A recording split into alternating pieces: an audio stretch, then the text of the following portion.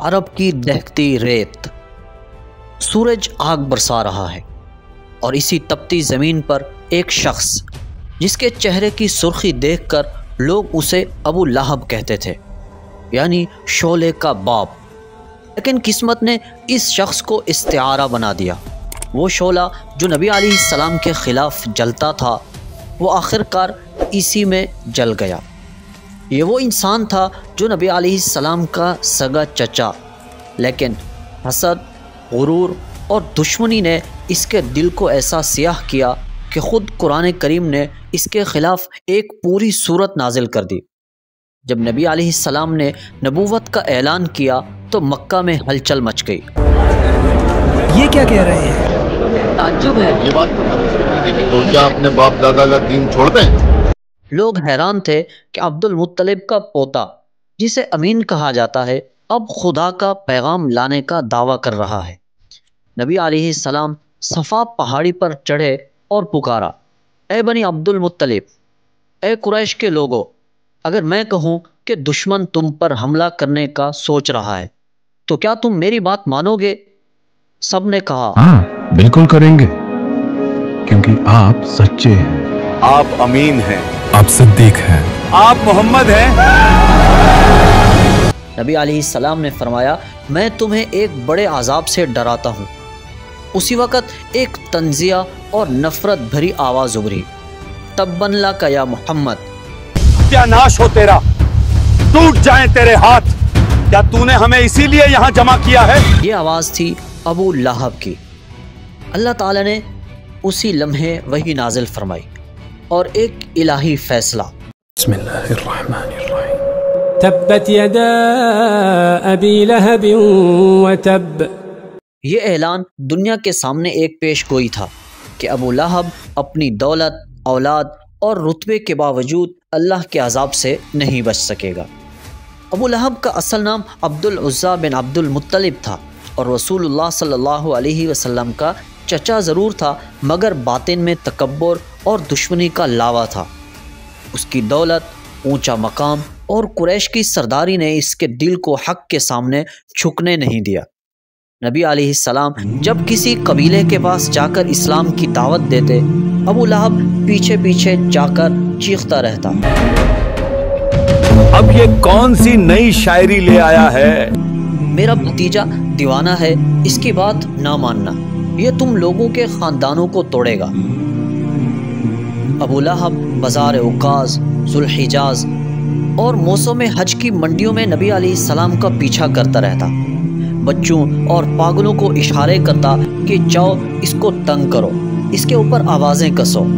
وہ مکہ کے شرارتی بچوں کو مٹھائیاں دیتا، کہتا جاؤ محمد کے پیچھے ابو تراب کہہ کر آواز دو، پتھر پھینکو، تالیاں بجاؤ، مارو مارو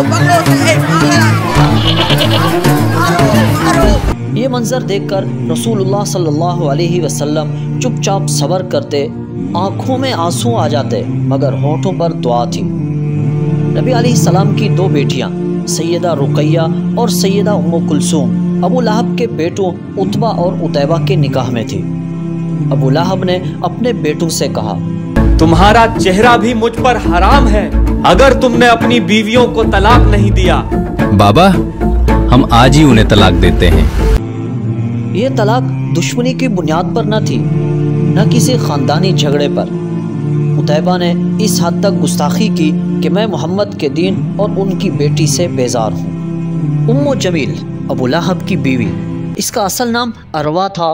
وہ نہ صرف دشمنی میں اپنے شوہر کے ساتھ تھی بلکہ وہ خود نبی علیہ السلام کے نعوذ باللہ کردار کشی کی مہم چلانے والی بھی تھی۔ قرآن کریم نے فرمایا، وامرأته حمالة الحطب۔ یہ حمالۃ الحطب محض ایک لفظ نہیں بلکہ ایک استعارہ ہے۔ دنیا میں وہ حضور صلی اللہ علیہ وسلم کے راستے میں کانٹے بچھاتی تھی۔ محمد کے درد سے مجھے سکون ملتا ہے، غلاموں یہ کانٹے اس کے گھر کے سامنے بچھا دو۔ اور آخرت میں جہنم کی لکڑیاں ڈھونے والی ہوگی۔ وہ اپنے شوہر کی آگ کو مزید بھڑکانے والی تھی، لیکن کیوں؟ کیونکہ وہ عورت دشمنی میں اپنے شوہر کو بھڑکاتی تھی۔ جب کبھی ابو لہب تھک جاتا وہ کہتی اب رک کیوں گئے، محمد کا نام ابھی باقی ہے، لوگ اس کے گرد جمع ہو رہے ہیں۔ وہ نفرت کی لکڑیاں اس کے دل میں ڈالتی اور یہی عمل قیامت کے دن حقیقی آگ کی لکڑیاں بن جائے گا۔ جب کچھ دنوں کے لیے آپ صلی اللہ علیہ وسلم پر وحی آنا رک گئی تو ام جمیل کی خوشی دیدنی تھی۔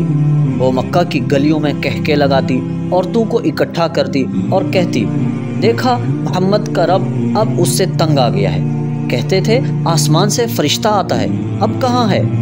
شاید تمہارا رب بھول گیا تمہیں، اب کون تمہیں بچائے گا؟ تمہارے الفاظ خاموش ہو گئے نا۔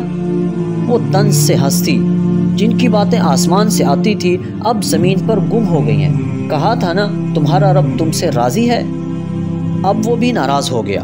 قریش کی عورتیں تالیاں بجاتی، ام جمیل فخر سے کہتی، دیکھو میں نے کہا تھا یہ سب جھوٹ ہے، نعوذ باللہ۔ اگر سچ ہوتا تو وہی کبھی نہ رکتی، لیکن پھر اللہ نے ان تانوں کا ایسا جواب دیا کہ ان کے کہے خاموش ہو گئے۔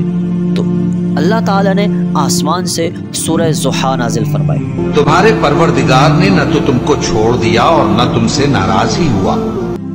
یوں اللہ تعالیٰ نے بتا دیا کہ جس کو وہ چاہتا ہے اسے کبھی تنہا نہیں چھوڑتا۔ ابو لہب کو یقین تھا کہ اگر کوئی عذاب ہوا بھی تو اپنی دولت سے بچ نکلے گا۔ وہ کہتا تھا کہ محمد کہتا ہے کہ میں جہنم میں جاؤں گا، میں اپنے مال سے رب کو راضی کر لوں گا، وہ مجھے بچا لے گا۔ یہی وہ طنز تھا جس پر قرآن نے جواب دیا، ما اغنى عنه ماله وما كسب۔ وہ سمجھتا تھا کہ خدا کو رشوت دے کر بخشش خرید لوں گا، مگر وہ نہیں جانتا تھا کہ خدا کے فیصلے ایمان سے بدلتے ہیں، سونے اور جواہرات سے نہیں۔ ابو لہب نبی علیہ السلام کے چہرے پر ہنستا۔ جب کبھی حضور علیہ السلام قرآن کریم پڑھتے تو کہتا، یہ کوئی قرآن نہیں ہے، یہ بس جھوٹی شاعری ہے، محمد کی شاعری۔ وہ قریش سے کہتا، محمد پر دیوانگی کا دورہ پڑا ہے، جن نے اس پر قبضہ کر لیا ہے، لیکن وہ نہیں جانتا تھا کہ وہ خود شیطان کے قبضے میں ہے۔ غزوہ بدر کے بعد ابو لہب نے جب مسلمانوں کی فتح کی خبر سنی تو اس پر حسد اور غصے کا دورہ پڑ گیا۔